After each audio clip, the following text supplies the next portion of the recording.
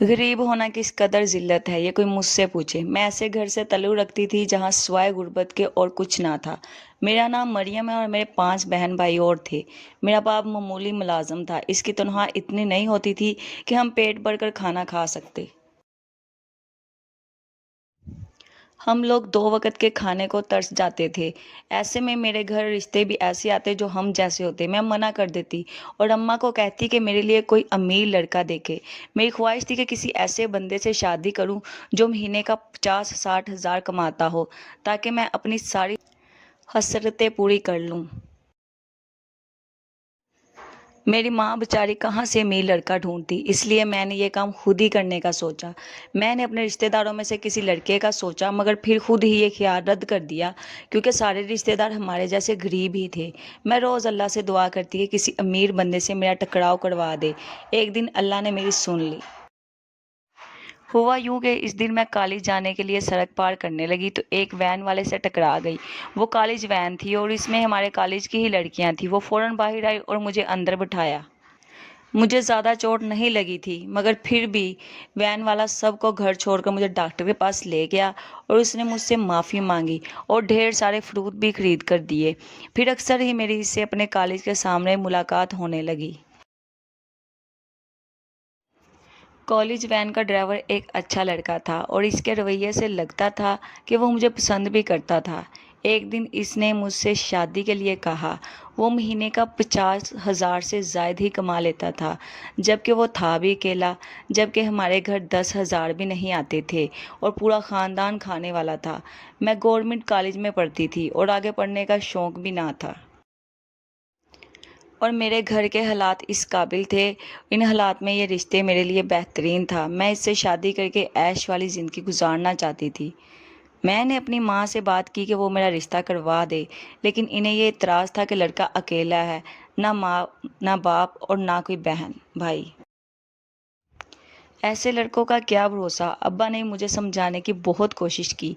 वो कहने लगे कि बेटी, ज़माना क्या कहेगा, और वैसे भी मुझे वो लड़का तुम्हारे लिए मुनासिब नहीं लगता।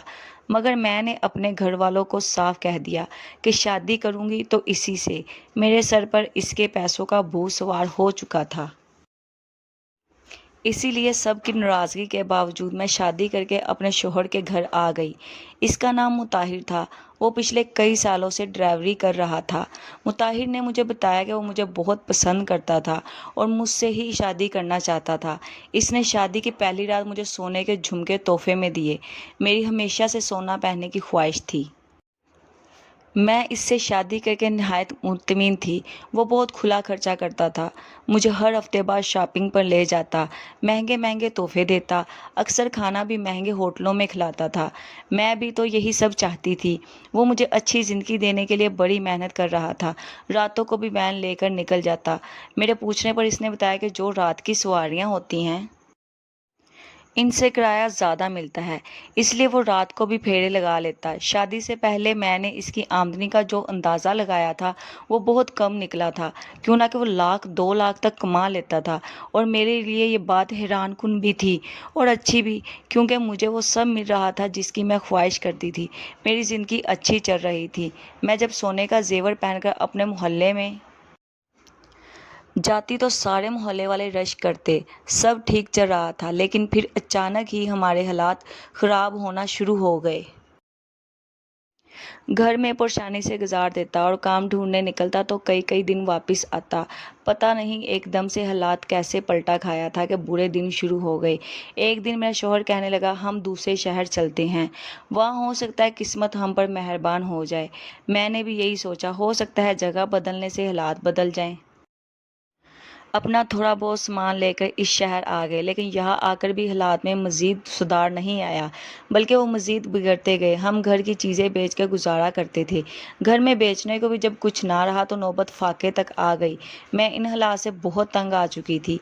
आए दिन मेरी और अपने शोहर से लड़ाई होती थी। मैं इसे मजबूर करती थी कि वो बाहर जाकर कमाए। मैंने इसलिए शादी की थी कि मुझे एक सुखी और खुशगवार ज़िंदगी गुजारनी थी, और अब वो हालात हो गए थे कि मैं अपने माँ बाप के घर को जन्नत समझने लगी। हम जितने भी गरीब थे, मेरे माँ बाप ने कभी हमें भूखे पेट सोने नहीं दिया था, और अब मैं दिन में एक वक्त रूखा सूखा खाकर गुजारा करती थी। اب روز میرے شوہر سے لڑائی بڑھتی جا رہی تھی۔ میں نے اسے دھمکی دی کہ اگر وہ پیسے گھر نہیں لائے گا تو میں اسے چھوڑ کر اپنے ماں باپ کے گھر چلی جاؤں گی۔ میرا شوہر مجھ سے بہت پیار کرتا تھا، اس لیے اس نے وعدہ کر لیا کہ 1-2 دنوں کے اندر وہ مجھے پیسے لا دے گا۔ اگلے دن ایک عجیب بات ہوئی۔ میرا شوہر گھر سے باہر گیا اور جب گھر واپس آیا تو اپنے ساتھ ایک چھوٹی سی بکری لے آیا۔ مجھے بکری دیکھ کر بہت غصہ آیا۔ میں نے چلا کر کہا کہ گھر میں کھانے کو کچھ نہیں ہے اور تم یہ بکری کہاں سے اٹھا لائے، اس کو چارہ کہاں سے دو گے؟ میرے شوہر نے کہا یہ کوئی عام بکری نہیں ہے، بڑی خاص اور کرشمائی بکری ہے، اب اس کی وجہ سے ہم امیر ہو جائیں گے، ہم روز اسی سے پیسے حاصل کر لیا کریں گے۔ میں یہ سن کر ہنس پڑی اور کہنے لگی کہ تم کون سے زمانے میں جی رہے ہو، بھلا یہ بکری ہمیں کیا دے گی؟ میرے شوہر نے کوئی جواب نہیں دیا اور جا کر بکری کو گھر کے ایک کونے میں باندھ دیا۔ میں نے بہت کوشش کی کہ وہ اس بکری کو گھر سے باہر کہیں چھوڑ آئے، مگر اس نے میری ایک نہ سنی اور مجھے سختی سے کہا کہ میں نے اس بکری کو گھر سے نکالنے کی بات نہ کروں۔ میں رات بھر اس بکری کو لے کر پریشان رہی کہ ہم میاں بیوی کو کھانے کو روٹی مل نہیں رہی اور اس بے زبان کو کہاں سے کھلائیں گے۔ جب صبح میرے اٹھنے سے پہلے میرا شوہر اٹھ گیا، وہ بکری کا چارہ لے کر آیا تھا، لیکن اس وقت مجھے بڑا جھٹکا لگا جب وہ آگے بڑھا اور اس نے بکری کے منہ سے کچھ نکالا اور ایک تھیلی میں ڈال کر باہر بھاگ گیا۔ میں وہیں کھڑی بے حد پریشانی سے دیکھ رہی تھی کہ آخر میرے شوہر نے یہ کیا حرکت کی ہے۔ کچھ دیر بعد وہ گھر واپس آیا، اس کی جیبیں پیسوں سے بھری ہوئی تھیں۔ میں یہ دیکھ کر بھنچکار رہ گئی۔ میں نے اس سے پوچھا کہ پیسے کہاں سے آئے ہیں تو وہ ٹال مٹول کرنے لگا، کہنے لگا تمہیں کیا ہے، تمہیں پیسوں سے مطلب ہے، تم خرچ کرو جیسے چاہو۔ لیکن میں نے اصرار کر کے پوچھا کہ یہ راز کیا ہے کہ تم نے بکری کے منہ سے کچھ نکالا ہے اور اب تمہارے پاس پیسے آ گئے؟ میں نے تمہیں کہا تھا کہ یہ بڑی کرشماتی بکری ہے، اس کی وجہ سے مجھے دولت ملی ہے، اس کی سیوا کرو، یہ بکری ہمیں بڑا فائدہ دے گی۔ میں اس کی بات پر حیران رہ گئی۔ سونے کے انڈے دینے والی مرغی کے بارے میں تو سن رکھا تھا، مگر نوٹ دینے والی بکری کا کبھی نہیں سنا تھا۔ میں حیرانی سے بکری کو دیکھ رہی تھی اور سوچنے لگی کہ کیا یہ واقعی میرا شوہر سچ کہہ رہا ہے اور یہ بکری عام بکری نہیں؟ خیر، اس نے ان پیسوں سے گھر میں کھانے پینے کا سامان ڈالا اور میرے لیے کچھ کپڑے وغیرہ لے آیا۔ عرصے بعد اچھا کھانا اور پہننے کو ملا تھا، میں بہت خوش تھی۔ میں نے اللہ کا شکر ادا کیا، حالات اب ٹھیک ہو جائیں گے۔ اگلی صبح میں نے اٹھ کر بکری کو چارہ ڈالا اور اس کو پیار کرنے لگی۔ کچھ دیر بعد میرا شوہر آیا اور مجھے کہا کہ اندر سے بکری کے لیے پانی لے آؤ۔ میں اندر کچن میں گئی، ایک برتن میں پانی لے کر باہر آ گئی تھی کہ میں نے دیکھا میرے شوہر نے کل کی طرح بکری کے منہ سے کچھ نکالا اور ایک تھیلی میں فوراً سے وہ چیز ڈال لی۔ میں نے اسے آواز دی مگر وہ بھاگ گیا۔ کچھ دیر بعد میرا شوہر گھر آیا تو کل کی طرح آج بھی اس کی جیبیں نوٹوں سے بھری ہوئی تھی۔ میں دنگ رہ گئی، ایسا کیسے ممکن ہو سکتا ہے؟ آج بھی میں نے اور میرے شوہر نے ان پیسوں سے بے تحاشا شاپنگ کی۔ اس نے ایک گھر کی بکنگ بھی کروائی اور ان پیسوں سے قسطیں بھرنے لگا۔ میں اسے سمجھاتی کہ اب ذرا دیکھ بھال کر خرچ کرو، مگر عیاشی میں وہ مجھ سے بھی 2 ہاتھ آگے تھا۔ جب تک اپنے پاس موجود پیسے ختم نہ کر لیتا اس کو چین نہ ملتا۔ اب وہ مجھے کھانے بھی نہیں پکانے دیتا تھا اور روز ہم بڑے بڑے ہوٹلز میں جا کر کھانا کھاتے، اور یہ سب صرف اور صرف اس بکری کی وجہ سے ہو رہا تھا۔ اس کے منہ سے وہ کچھ نکالتا تھا اور بدلے میں پیسے پاتا تھا۔ مجھے اس سلسلے میں بہت تجسس ہو چکا تھا اور اب مجھے اپنے شوہر پر شک ہونے لگا۔ 1-2 بار میں نے پیار سے اپنے شوہر سے کہا کہ مجھے سب سچ بتاؤ، لیکن اس نے ٹال مٹول سے کام لیا۔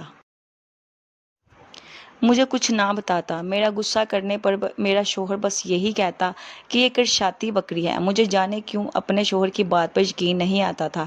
وہ بکری عام بکریوں کی طرح کھاتی پیتی تھی اور رہتی تھی، اس میں کوئی خاص بات نہیں تھی۔